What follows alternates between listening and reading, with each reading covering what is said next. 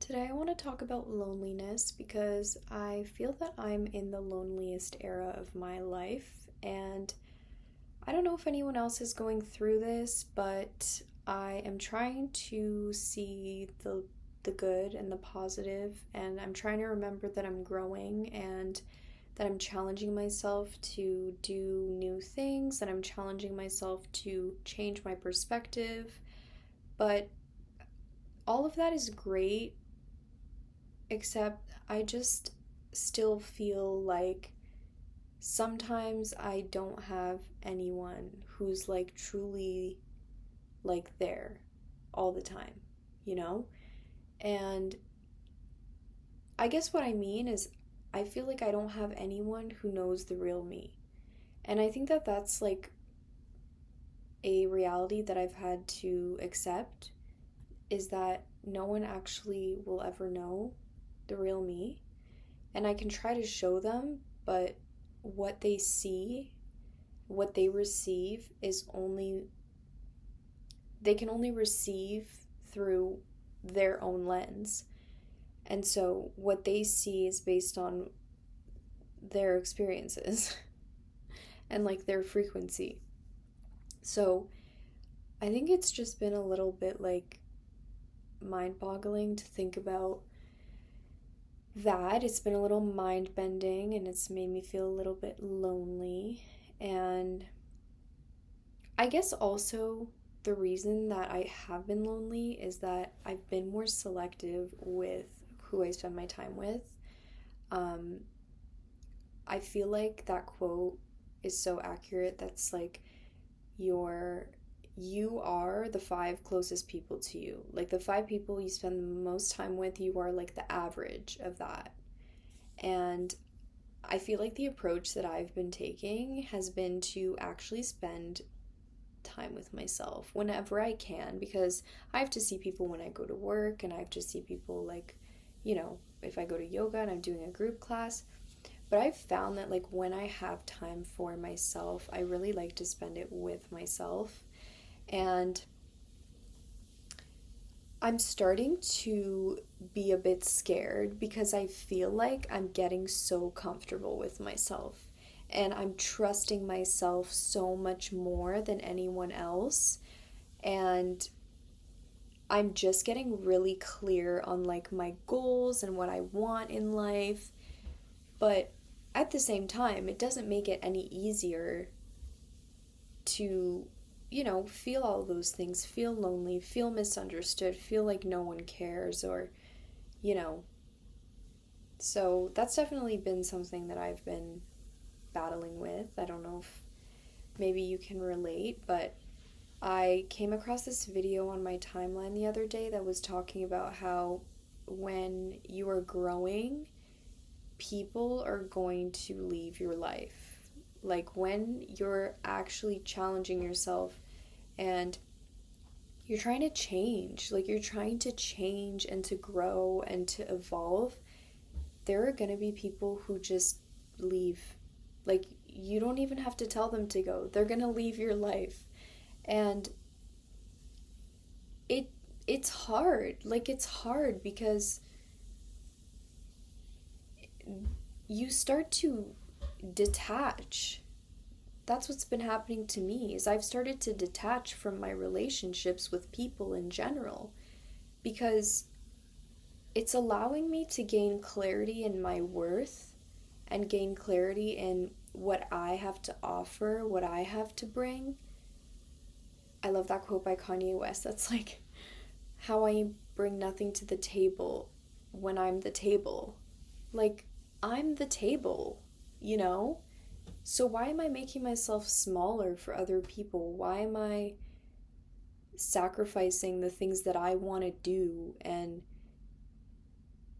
you know, just the vibe that I want to bring for someone else, because that's not their idea of like the right thing to do. You know what I'm saying? And I'm being super vague, but I just mean like in terms of like my responsibilities in life and stuff, it's just shifting. Everything is shifting. I'm starting to like really step into my disciplined girl era, and I'm trying, why did that sound so robotic? but I'm really shifting into this like new and improved version of myself, and I'm just not the same person that I was, like when I didn't care about that stuff, you know? And so naturally, if you're changing, the people around you are going to change as well. You're not always going to have the same circle of friends. Like when I think about my circle of friends, like when I was younger, it's like that's completely changed. I don't talk to virtually any of those people, probably one. I have one friend.